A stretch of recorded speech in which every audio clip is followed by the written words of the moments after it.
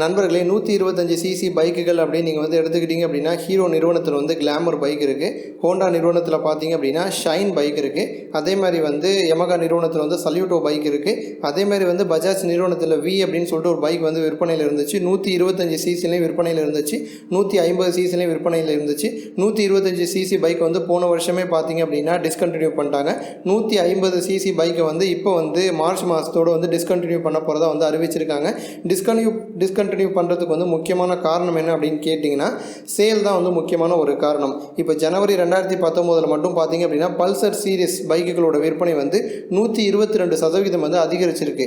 அதே சமயம் வந்து பஜாஜ் வி பைக்குடைய விற்பனை பார்த்தீங்க அப்படின்னா 91% வந்து சரிவை தான் வந்து சந்திச்சிருக்கு. அதோட மட்டும் இல்லாமல் ஏப்ரல் 1ஆம் தேதிக்கு பிறகு வந்து வி 150 சிசி பைக்கில் வந்து ஏபிஎஸ் வைக்கணும். ஒரு பைக்கில் வந்து ஏபிஎஸ் புதுசாக கொண்டு வராங்க அப்படின்னா விலை வைஸ் பார்க்கும்போது ஒரு 6000 8,000 ரூபாய் வரைக்கும் கூடுதல் விலை அதிகரிக்குது பைக்கோட விலை. அதனால் வந்து ஏற்கனவே விற்பனை ஆகலை, திரும்ப ஏபிஎஸ் கொண்டு வந்தோம் அப்படின்னா விலையும் அதிகமாகும், கண்டிப்பாக யாருமே வாங்க மாட்டாங்க அப்படிங்கிற ஒரு காரணத்துக்காக பஜாஜ் நிறுவனம் வந்து V15 பைக்கை வந்து டிஸ்கண்டினியூ பண்ண போகிறதா அறிவிச்சிட்டாங்க. இப்போ பார்த்தீங்க அப்படின்னா இன்னொரு விஷயத்தையும் வந்து சொல்லியிருக்காங்க. அதாவது வந்து V125 சிசி பைக் வந்து ரீலான்ச் பண்ண போகிறதா வந்து ஒரு விஷயம் வந்து வெளியே வந்திருக்கு. எதற்காக அப்படின்னு பார்த்தீங்கன்னா 125 சிசி அதற்கு குறைவான பைக்குகள் வந்து சிபிஎஸ் மட்டும் இருந்தால் போதும்.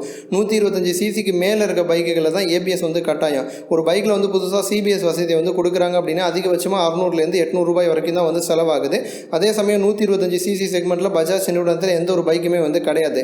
ஸோ வந்து மார்க்கெட்டில் வந்து திரும்ப வந்து போட்டியை வந்து ஏற்படுத்தணும், திரும்ப 125 சிசி பைக்கை வந்து லான்ச் பண்ணணும் அப்படிங்கிற காரணத்துக்காக கூடிய விரைவில் வந்து பஜாஜ் வி 125 சிசி பைக் வந்து விற்பனைக்கு வரும் அப்படின்னு சொல்லியிருக்காங்க. சிபிஎஸ் வசதியோட அந்த பைக் வந்து விற்பனைக்கு வர இருக்கு. ஏற்கனவே வந்து விற்பனை ஆகாத காரணத்தினால தான் டிஸ்கண்டினியூ பண்ணாங்க. இப்போ திரும்ப ரீலான்ச் பண்ண போகிறாங்க அப்படின்னா கண்டிப்பாக நிறைய மாற்றங்கள் நிறைய விஷயங்கள் வந்து உள்ளே கொண்டு வருவாங்க.